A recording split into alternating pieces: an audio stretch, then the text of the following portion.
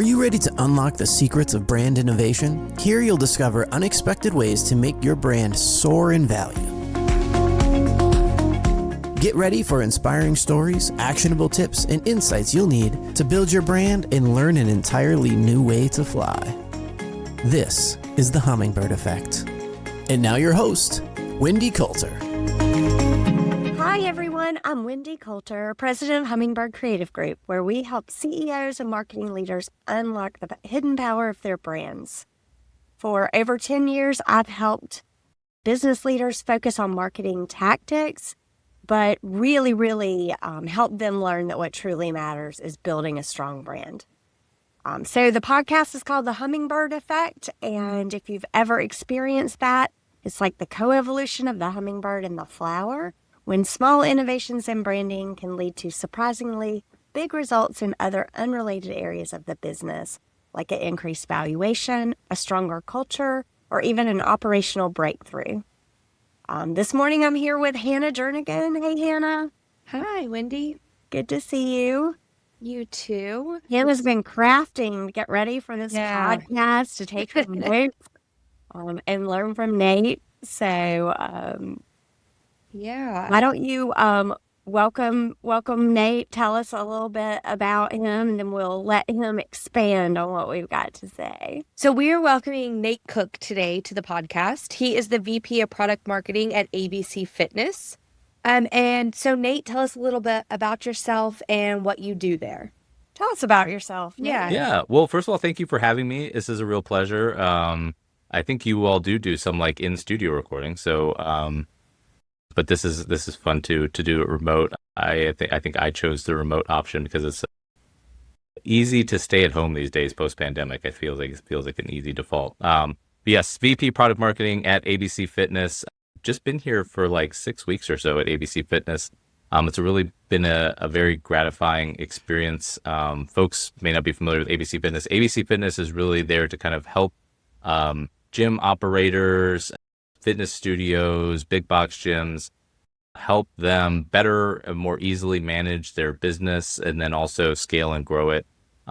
It's a really cool industry. I've never been kind of part of or adjacent to the fitness industry. It's a really passionate group of folks who, truthfully, like the goal of our software is to get them back to their passion space, which is helping people kind of improve their lives and their wellness. And so our goal is to just kind of remove a lot of the toil that comes with being a small business operator or being, you're more deeply involved in a larger business that has multiple locations.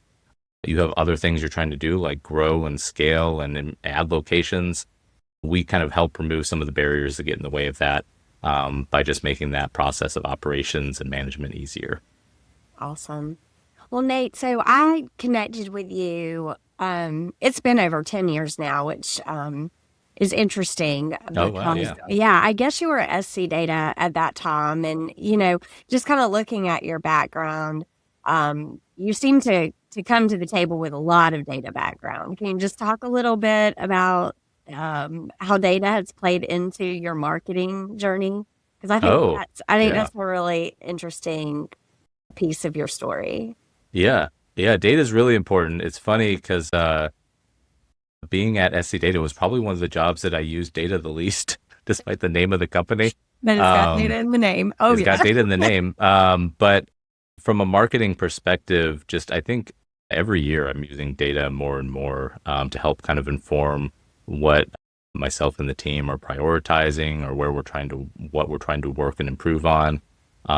If you look at like just the past couple years, it's a lot of looking at it's maybe the data is maybe one of the best ways you can better align yourself to the business. And if you're in the marketing side, and especially if you're in the product marketing side, one of the things you want to be able to share with other parts of the organization is how you affect revenue. And the best ways you can affect revenue, other than kind of staying close with the other teams that like sales and operations that are part of driving that revenue, is prioritizing the right things. And one of the ways that you learn how to prioritize the right things is looking at the data. And if you are working on projects from a product marketing perspective, like a messaging project, or you're trying to to build an ICP for a new product or a new segment that the product's going to address, or building sales plays for sales enablement and sales. You want to make sure that what you're doing is actually going to have a measurable effect on the business. And so that means doing a lot of research. Like we were, at my last role, I was really fortunate to have a great team in the RevOps side that was really managing, maintaining a really great centralized data source in Power BI.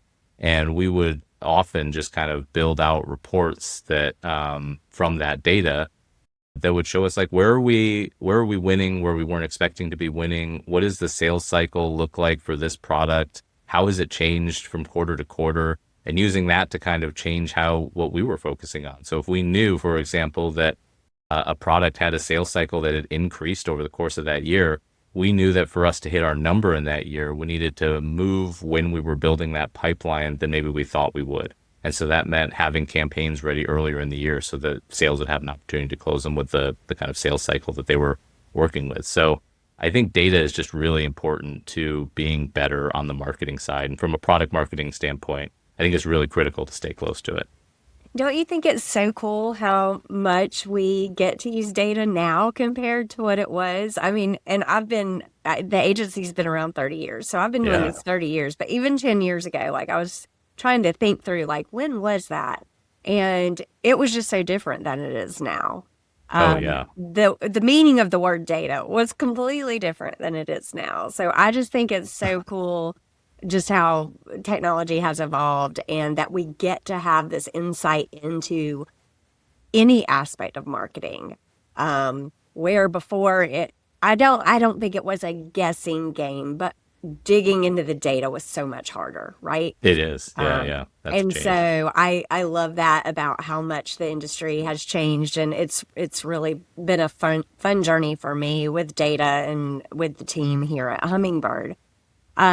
So I'm going to transition into Hummingbird Effect, and we want to hear a story from you about when a small change in your company's marketing or branding strategy maybe led to a significant or positive outcome or result for the business in another area, if you have that story. And that could be increase in sales, it could be a brand awareness story, customer engagement, or a shift in culture, which we hear about a lot when it comes to these kinds of things. So talk to us about a hummingbird effect that you've experienced in your work. Yeah. Actually, I'll bring up two examples, if that's okay, because I think they're both kind of different and fun. But the first was I was at a company. We had a version of the software that was really popular that was basically going end of life, where we weren't going to support that version of the software anymore. So folks that were going to be using that software anymore, if they had an issue with it, they wouldn't be able to come to us anymore. And so it was really important for us to move them to the newer supported version that they'd be able to get support on if they had any issues. One of the challenges, and it's a thing that lots of people will experience, is sometimes those migrations or upgrade processes can be sort of painful.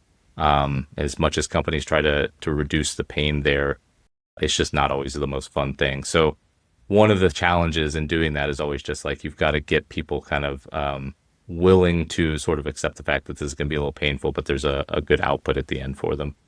At any rate, we didn't exactly know all of the customers who were on this older version. So it was a little bit of guesswork on our part of like, who's on this older version? How do we get to communicate with them to let them know that they're going out of support and that they're going to need to upgrade? So that was one challenge we had. The other challenge we just have as a goal, we want people to be using the latest, greatest version of the software so that they're getting all the benefits that we're talking about in marketing materials. And so it's just kind of partly an adoption thing. And so midway through this kind of migration process, I got handed the project. I hadn't really been working on it.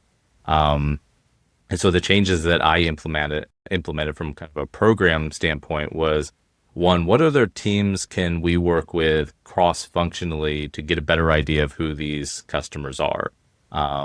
And what tools do other teams have at their disposal that will help us run kind of like little marketing campaigns to try to get in front of these folks to, one, sort of educate them about the fact that they're, the software version that they're on is going out of support, but two, how to do the upgrade process, because it was something that they could drive themselves. if they were interested in doing that. And so it was basically just me kind of reaching out to some other teams who hadn't been worked with before on this project, and they were super excited to take it on. Like, that was kind of one of the fun things, is they didn't know the project was ongoing, and two, they had all these really great ideas for how we could kind of extend our reach and better target this group of customers. And so end result was we were able to run a lot of like basically no costs programs to get in front of these people and target them via email and webinars and such. And we were able to hit our goal that we were trying to hit for the number of folks that we migrated to the newer version. But it was really a lesson to me in just the value of looking externally, not external out of the org, but externally out of my team, to try to find folks who would also, one, have skills and resources that I didn't have necessarily, and two, like a genuine willingness to help. So it's sometimes it's hard, I think, to, in a work environment, to go out and ask for help. It can feel kind of vulnerable, but the value is just it's enormous. Like it's a real force multiplier for what you're able to accomplish yourself. And so I think making things like a team collaborative effort, one, it's more fun, but two, the results were much better. So that's one example that was a lot of fun to work through. I love that. I love that. The idea of working with other teams that you don't normally work with. And it brings such different perspectives to the table, too, when you do that. And so that just helps the ideas flow and come together so much better, right? Yeah. And also, that is culture building. And right. So can you talk a little bit about the culture build that happened from that particular project? Yeah, that's a great question. It did improve kind of, well, one, it's a new group of people that you can then go to for questions, and they know who you are. So just that rapport that you immediately have after having worked with someone on something. But two, then they would come out to us afterwards with like, hey, I heard about this. Is this something that we can help you with? And so not all the times did we really find an opportunity to make that work, but there were other times where it did make sense to pair up with them again, and just opening that relationship kind of created a pipeline where then there was the opportunity for us to work more closely together in the future. And sometimes it takes that initial reach out to build that kind of culture where they're willing to come to us then with like, hey, we've got some bandwidth and we'd love to help support you on something else if you're working. So do you have any idea the business metrics as the result on this particular project? Like what kind of impact did it have? Yeah, so we were, from a kind of like kept revenue perspective, I'm not sure, but or I don't remember at least, but from a metrics KPI standpoint, we were trying to get 80% of the folks on this version moved to an upgraded, more recent version, and we were able to pass that 80% mark. So we definitely weren't there when I started, and we ended up being able to cross that finish line. So that was really gratifying. Love that. So what did you learn that you can take forward from this Hummingbird effect? Yeah, it is the multiplier effect of being able to reach out to other teams and work with folks that maybe you didn't expect to work with at the outset of a project. And it's also just not everything that you do needs to be kind of insourced from your own team. There's a lot of value in the experience and knowledge that other folks have on other teams, and the worst they can say is no if you reach out and ask them for help. So it's not being afraid, I think, to reach out, ask for help, and see if there are other folks who'd be willing to contribute. Yeah, and it sounds like you're really, really great at just making sure that you don't stay siloed. And I think that's so refreshing. Marketing often feels siloed, so just to be able to reach out to the other teams and find that support and be able to achieve more is fantastic. So tell us about what's your other story? Yeah, the other one was just a messaging initiative, and I'll name check my mentor Brian Moderum, who started this initiative, which was when we looked at our own messaging, and I think other folks have done this too. You find it's really feature led, and he had recently read Emma Stratton's book Make It Punchy, which is a really, really great book, recommended to folks. But what he wanted to do was then kind of take the learnings from that book and apply it to our own messaging, so that we could start refreshing it. And it's such a simple change that Emma Stratton recommends in her book, which is just kind of reframing your message from being kind of feature led, to talking about the benefits, and then you get to the value, to just kind of inverting that order. So her whole thing is this VBF framework, which is you lead with the value at the top of the message, then you get to the benefit that customers have if they use it or adopt it, and then you talk about how the feature actually accomplishes that. And it sounds really minor, but it completely inverts how customers or prospects read these materials, because rather than reading through a paragraph and asking the so what question, they're able to clearly see like, oh, I get it. This is what this does for me. And then they read how the actual feature works and what it tries to accomplish for them. So it was a seemingly minor change of just kind of really, like, we did rewrite things, but it was largely just moving things around within a section of copy or messaging. But it had a huge impact on how we thought about what we were doing when we were doing the writing process and the messaging, to just thinking like, what does this drive for the customer? And that simple change, like, it flowed through our messaging guides to, other collateral that we were building, to the website. And that really is like kind of the hummingbird effect you talk about, which is just, it has this kind of cascading effect all throughout, and just improved the way we talked about the products, and how we wanted to just really bring the value forward whenever we're talking about them. And so it started with the messaging guides and then just kind of flowed through everything else that we were writing. Are you able to share with us like what that top level message was when it was very feature oriented, and then how you flipped it, and what the actual message was, and then what it changed to? Are you able to walk us through that? Yeah, I'm trying to remember specific examples, but it would be something like, we would talk about how you can like refresh a report in Excel, refresh your data in Excel. And so we think that's like what someone wants to hear. They want to hear that they're now able to refresh their data within Excel, which is something you can't do with static data.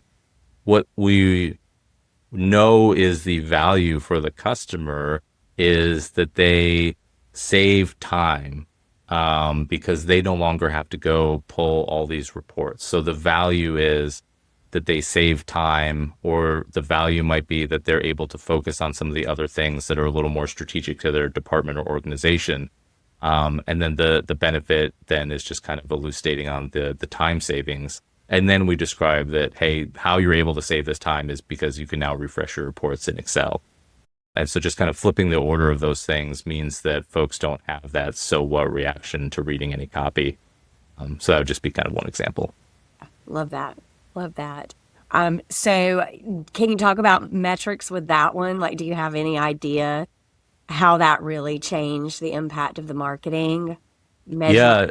The funny thing is, I probably not from like a pipeline or MQL's perspective, but I will say you could just read how much stronger our materials were when we made that change. And it was something that we then kind of prioritized rolling out the changes to and the other things that we were building. So if we knew that we had a brochure, if we knew that we were updating a web page, we'd make sure to include those changes as we were doing it. So it did, some of that change was just our own internal process of like, how do we want to prioritize these now that we're making this messaging change? It sped up sort of how quickly we wanted to refresh these other things. Do you want to stay ahead with insightful tips and industry-leading knowledge to build your business value through better branding? Sign up for the Birds of Wisdom email newsletter from Hummingbird Creative Group. The newsletter is packed with expert advice and the latest trends to help you elevate your brand. Visit hummingbird-creative.com today to subscribe. Don't miss out. Join the community and let's soar together. Nate, have you ever used voice of the customer, like either insight interviews or focus groups, to figure out like what that value really is? Did you guys do that to get a little bit further honed in on that message? If for that specific effort, no. I think we do try to incorporate, like when we would sit in on customer interviews or that sort of thing, is bringing the things that they prioritize and how they talk about the value they got back into it.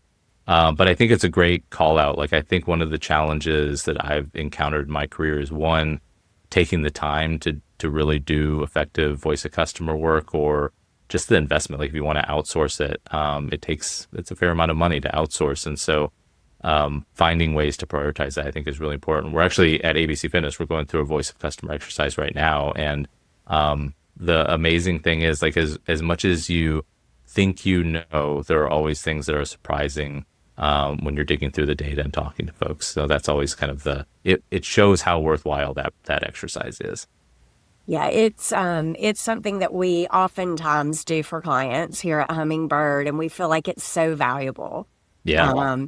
Because it goes beyond understanding the value and digs deep into the language that they use to explain that value. Yeah. Which is really what's going to resonate.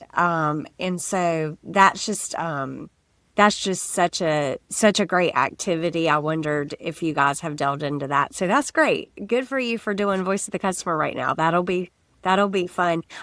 So how will you delve into the data? Talk to me a little bit about how you will delve into data when it comes to, because we're doing voice of the customer all the time, and we're trying to find different ways and faster ways to, like, dig into what we hear and make sure that we're finding those buckets, different buckets of messaging and that sort of thing. So what kind of tools would you use for that today? Yeah. Well, it's funny because we're at a very real inflection point, I think, for how folks are going to start doing data analysis. And I think largely for the better, but there's probably some downsides to it. Like, AI kind of democratizes how you can sort of do data analysis now, and how you can work with pretty large data sets and come to some conclusions pretty quickly in a way that manually would take quite a bit of time. So AI, I think, is one tool that folks can use, and I use. The other thing is, it's and I talked about this recently with someone. It's just like, you don't have to be a statistician to get value from your data, but it can be like a helpful tool, even if it's not advanced statistics or anything, to be able to know sort of how you want to poke at your data, to figure out kind of the different paths you might want to explore. So one thing I remember doing at my last job was, we had a product that had a pretty short sales cycle. So it would usually close within a couple weeks of an opportunity opening. And so that meant that basically the pipeline we would create within a quarter is pipeline we would expect to close within that quarter, with the exception of ones that would, open up right before the quarter ended. So one of the things that I did was run some, like, really basic just correlation analysis on how do we perform from a bookings perspective to attainment based on how we do from a pipeline build. So if we build pipeline, do we close it, basically? And then looked at that for a couple of different products. And the basic finding was that, like, for these products that has these sort of shorter sales cycles, that were also, like, we were really good with our ICP and the sales process. We had a really high correlation for the pipeline that we built in a quarter and the amount that we booked for attainment. Where we could see some, like, problem child products was, we'd say we build the pipeline, there's no relation to whether or not it closes in quarter. And so it helps you sort of better understand where you need to focus your time. And so that just basic, like, correlation analysis, which you can do very easily in Excel without even knowing how to do the math, can help point you in the right direction. But I think the other thing when you're coming into a new org, as I am at ABC Fitness, is it's like, what data is really going to help me understand the story of what's going on? And I think you just don't know that until you've had a chance to kind of parse through different things. Like, one thing I hear a lot of marketers talk about is, like, MQL to SQL rate. And sometimes they use that as kind of like their shield to, I don't want to change this campaign because our MQL to SQL rate is X, and X is really good for us. Like, let's not touch it. But sometimes what you find is that, like, the MQL to SQL conversion rate might be really great. but it's never closing. And so it ends up being something that shouldn't be a vanity metric, turns into a vanity metric because you're using that number to kind of defend your practice, but it doesn't actually help you with what you're really trying to do, which is help your company close business. And so it's like, where do you want to look and what threads do you want to kind of chase? And so I think one of the things that's it's fun about starting a new job is, what's all the data we have?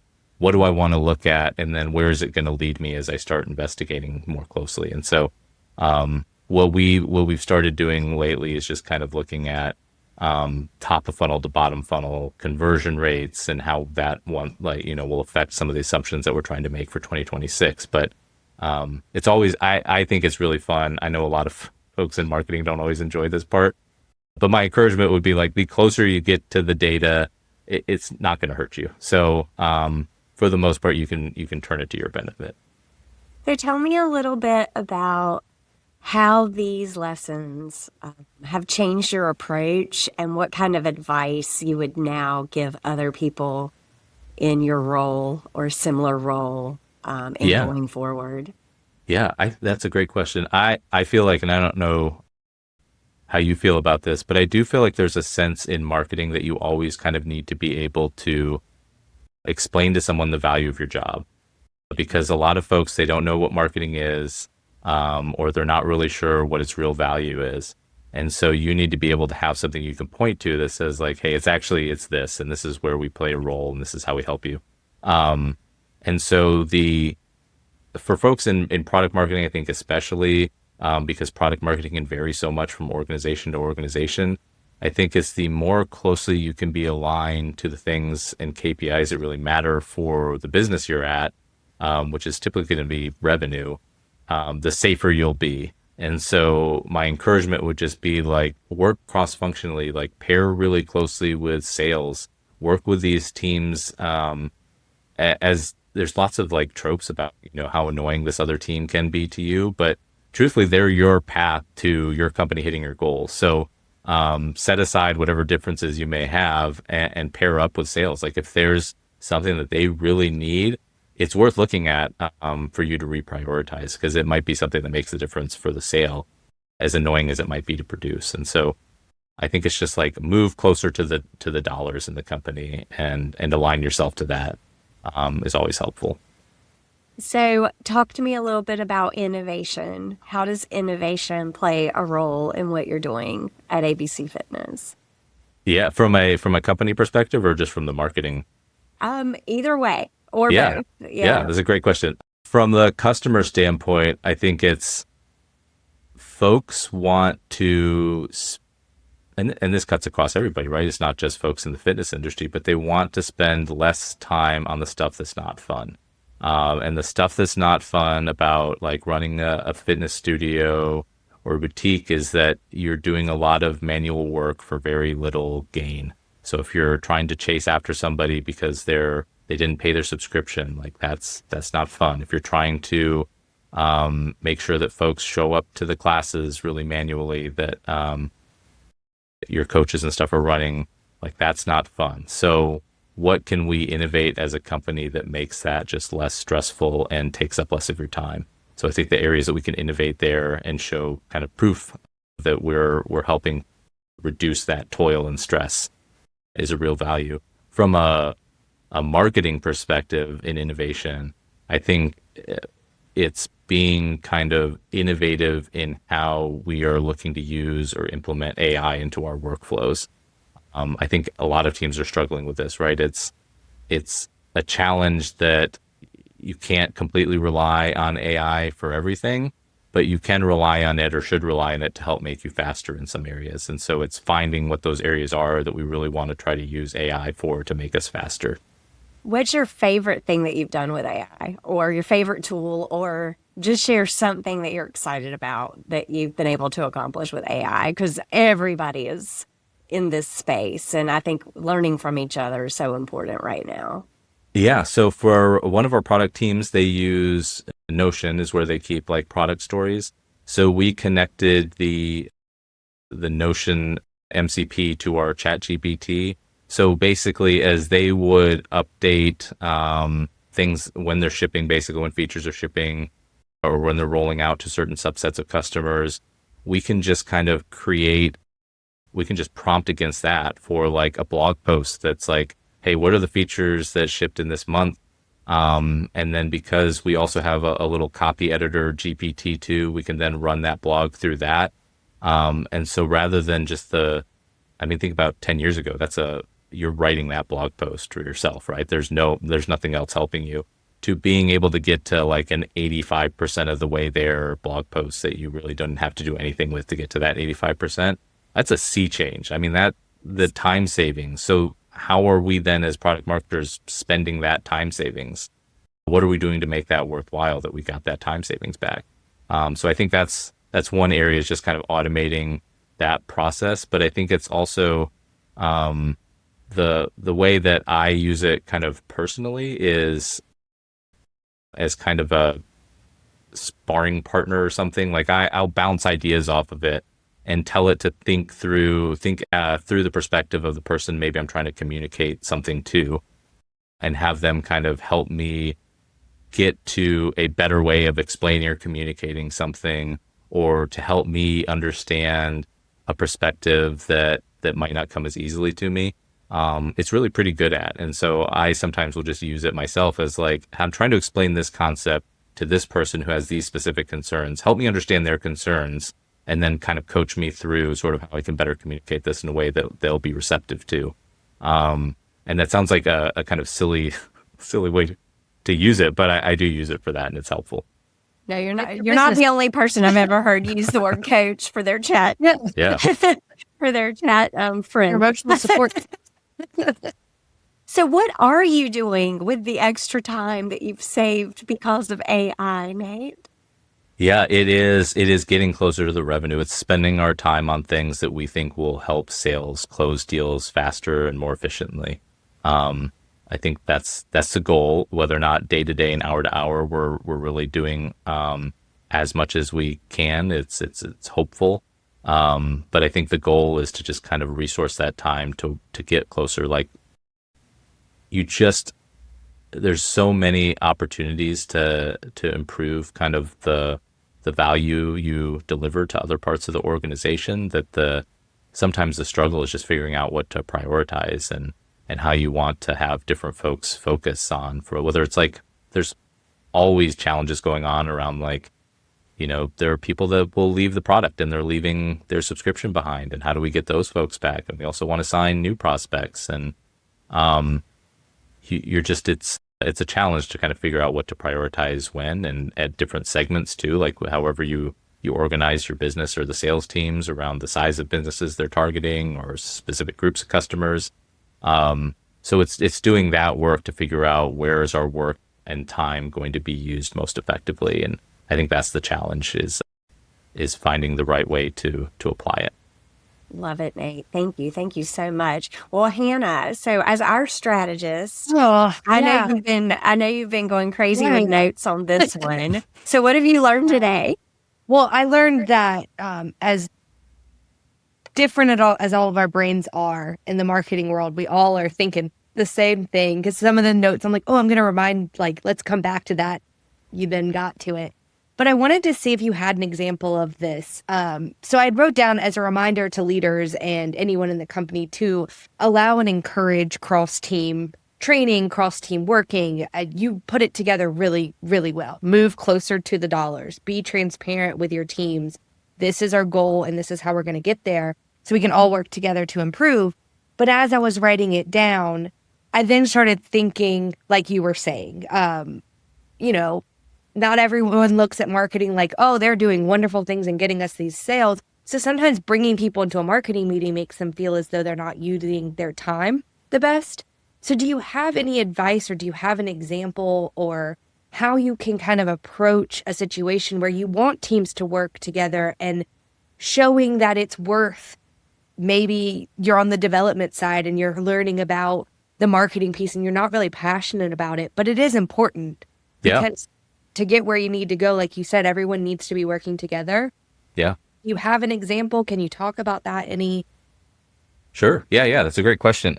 I think it starts with knowing what's in it for them and being able to communicate that. So if you're working with another team, you're asking for their time, being able to explain to them what they get out of this time that they're spending with you and why, and connecting that to what you know is important to them, so that it actually lands. So, for example, we're in the midst of 2026 planning, as I'm sure lots of folks are, or maybe the really lucky ones have already gotten all that stuff baked. Lucky you. But one of our processes that we're incorporating since I joined is circling up with teams across the organization to figure out, to hear from them, kind of like a voice of customer exercise. It's like, what are you experiencing in market? For sales, we talk to customer success, we talk to the onboarding teams. What changes are you seeing that were surprising to you? What are things that you're hearing from prospects or customers? But it's a time investment we're asking for them to come to these feedback sessions. And so we tell at the top, like, why we're doing this. We're doing this because we want your feedback. This feedback that you give us, we are going to use in our messaging materials and how we run campaigns and what types of campaigns we run. So we try to connect back the dots for, you're coming here, you're spending an hour that you could be spending selling, right? Like, this is a cost to me too, to have you pull away from that. I want you to be able to spend time selling, but I want you to be able to sell effectively. So that means that we're going to take this feedback that you give us, and we're going to make sure that our messaging reflects what customers are telling you or prospects are telling you about the things that are most painful to them in their process. We're going after the kind of, from a competitive landscape, we're targeting the right folks, the right ICP. So that means that the feedback you give is going to change how we talk about our ICP and how other marketing teams downstream are going to use that in their campaigns. So I think it's getting buy-in. It's like the very political process of buy-in, and the best way to get buy-in is to show empathy for that group. And that means you have to kind of understand what their priorities are and then be able to reflect that back. We've got one client, and I think there's 10 or 12 people on the call every time, right? Yeah. And it's sometimes obvious that everyone doesn't quite understand why they're there. Mm-hmm. They don't engage that well. And so I do wonder if we could, as an outside agency, it is a little different, but maybe come to the table with that value proposition and engage with them and ask them to give us feedback during the meetings, instead of them just playing this role of listening. How do we get them more engaged to impact what we're doing? I do think sometimes there's fear of saying the wrong thing in front of your boss, because generally there's at least one member of the C-suite on those meetings. But I think we could learn a little bit from this as the outside vendor of, how do we make those meetings more engaging to give us internal insight? Like we talk about external insight and voice of the customer, and we do internal insight generally when we first meet, with a client and we're getting all their strategy in place and all of that. And when we come back around for new strategic activities, but I feel like they're not just working with the leadership team on that, but how we do that in regular meetings might be something for us to explore. So Nate, I really appreciate you just bringing that to the table, because I think that could be a great thing for us to think about for 2026 of how we better engage with our clients' teams, especially when there are multiple representatives of different teams on the call. They've been asked to come on the call. And we need to make them feel like it's a worthwhile use of their time and take that on ourselves. Like, it's not their boss's responsibility only. Like, we can help with that as part of the marketing team. So I love that, and just really appreciate you coming on today. Hanna, anything else you wanted to? Yeah, I don't have my normal recap because I was really engaged in what you were saying and taking personal notes, but just to kind of full circle, kind of literally going around my notes in a circle, how I kind of pull this all together. And what I learned from you, starting off with what you were telling us about the data, leaning in and helping you align to where you need to be. I think that fully supports everything else that you've said here. If we're all closer to the money, if we all know what the goal is, then we all can use and learn from the data a whole lot better. And it makes those decisions when there's a data point we absolutely love and are attached to, but it's just not doing anything for us. It makes that decision easier to transition from. Everyone's got that insight as to why we need to make the change. It's supported by everyone. And it also allows, when you're telling that story, it's really rare, I would say, to have marketing and data teams working that close together. But if you are, I just feel like your result is going to be so much better, and just respecting and understanding each side. So I think everything that you said was wonderful. It's just a really good reminder to use all the brains that you have around you, know each other's strengths, allow for people to speak up in a way that they might not think that they can, or maybe haven't before, because they might have a little nugget of wisdom you didn't know that you needed. So just encourage that within your teams where you can. And thanks, Nate, for all of your wisdom and insight here. It was really cool to hear about all those things that you've been able to do. Oh, that's very kind. Thank you. Yeah. Well, we so appreciate you giving us your time today, Nate, and exploring the hummingbird effect in action. This has been fantastic. Can you share your contact information with our listeners? Yeah, sure. So my name is Nate Cook. You can find me on LinkedIn. I think I haven't done the thing where you can make your LinkedIn URL really clean. So it's like Nate Cook, but then it's got a bunch of random stuff in it. You can also find me so I do a podcast with my friend and former colleague, John Miller, about the kind of ever-shifting roles of product management, product marketing. So you can learn more about that podcast at productischange.com. But yeah, this was such a great conversation. Thank you for letting me come on. It was a lot of fun. Absolutely. Thank you. And thanks to each of our listeners for giving us your time and energy today as well. I hope we have brought you some joy through this episode, and I hope you can take what you've learned and go find your own hummingbird effect. Thanks for listening to The Hummingbird Effect with Wendy Coulter. We hope you found this episode valuable. Please be sure to rate and subscribe wherever you get your podcasts. To learn more or to work with Wendy and her team, go to hummingbird-creative.com.